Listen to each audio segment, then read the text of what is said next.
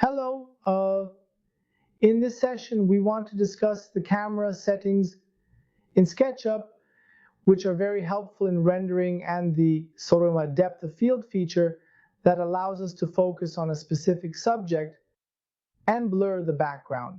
We need to learn them together, for which we need to click on. Click Asset Editor in the settings and menus that I have provided here in a compact form for you to make it easier to find them. I click on the camera option, and now that I have entered the camera section, I can actually access the settings related to my camera settings in SketchUp here. Well, look, 360-degree renders have a series of software that allows you to stand at a point and take a 360-degree render. And you can transfer it to your phone using software and be able to view that render into 360-degree images. Now, either by touch, if your phone is foldable, you can touch it and change your viewing angle and look around from the point where you took the render and actually watch different parts from various angles. Or if your phone has a gyroscope, you can actually use that. And by moving the phone, your viewing angle changes as well. Or you can use VR glasses where the phone is placed inside, and if you put those glasses on your head, when you move your head in different directions, you can see different angles of the environment that you have modeled and rendered. This has become very trendy these days, and many people want to use this feature.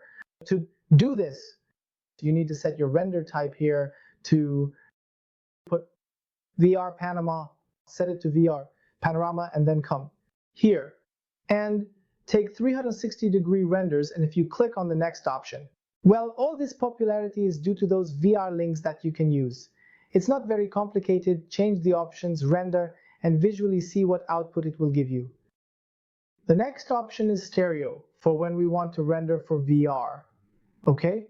Naturally, it gives us two images, one for the right eye and one for the left eye. These need to have slightly different settings, and the camera angles should be taken from two different cameras so that you have the feeling of being in a virtual reality environment with this setup. And this virtual mode can help you better understand so that your render can have this feature. You need to enable the stereo option to be in VR mode. In fact, you can see a render in virtual reality that is completely there. It provides you with a creative space. Can you do this? Just by changing these two items and rendering, you can see the final output, and ultimately in cases for this work exists, and there are some websites that give you the ability to use these images that did you render two very images that can be displayed on phones and can actually be used with VR links. How can you use it? Well, we can take advantage of this topic. We can make these settings here, and then the next option, or in fact, the AV settings allow you to adjust the light intensity, making the light in your render go towards darkness or brightness. Usually setting these to auto is sufficient, and if you want to actually move on to the help, renders there.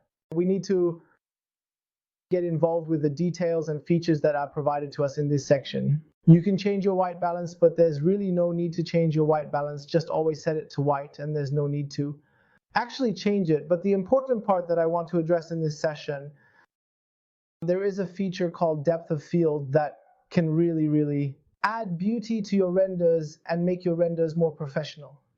If we activate depth of field, we will see that three options become available to us down here, and we can use these options in V-Ray. The first option, I activate the interactive render so that we can understand it better.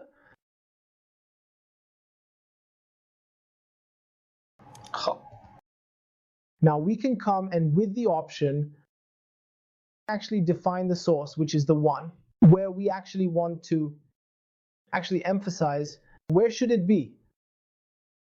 Here we come and choose the option to select the focus source and place it on this lamp. When we have specified the point that we actually have in mind, we can adjust our settings here by changing the defocus to make it more precise. Unless I increase this intensity, we see that a large part of our render environment has become completely blurred, and it has become blurred and no details can be seen inside it. Therefore, it is necessary to change these mechanisms, for example, by changing this one, and so on, adjusting. In fact,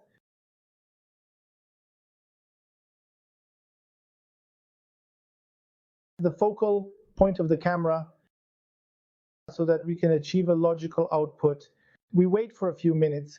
I will edit this part of the video so we can see the final color output and then provide you with further explanations.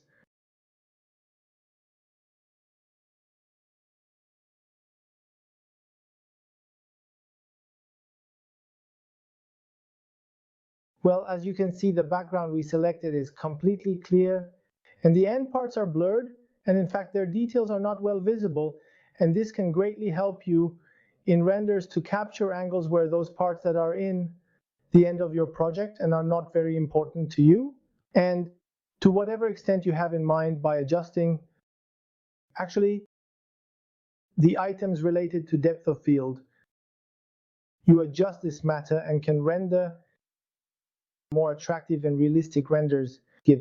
I'm here because I want to test it once more. I want to adjust the render as well, adjust this focal point of the render as well. And the final touch here, it causes the front part to blur and the end part of our render to be clearer and rendered with more detail.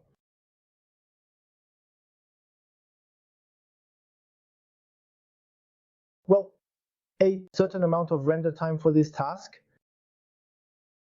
And if you want to wait, time in this class will be wasted. So I think I've provided a complete explanation on this matter, and there's nothing particularly special left. You just need to click on the pick point option, click on the point where you want your focus to be set, and the rest of the process happens automatically. And you just need to adjust the amount and intensity of the blur. So you can achieve an ideal output from this feature. I hope this tutorial has been useful for you. Watch this session again, watch it more carefully.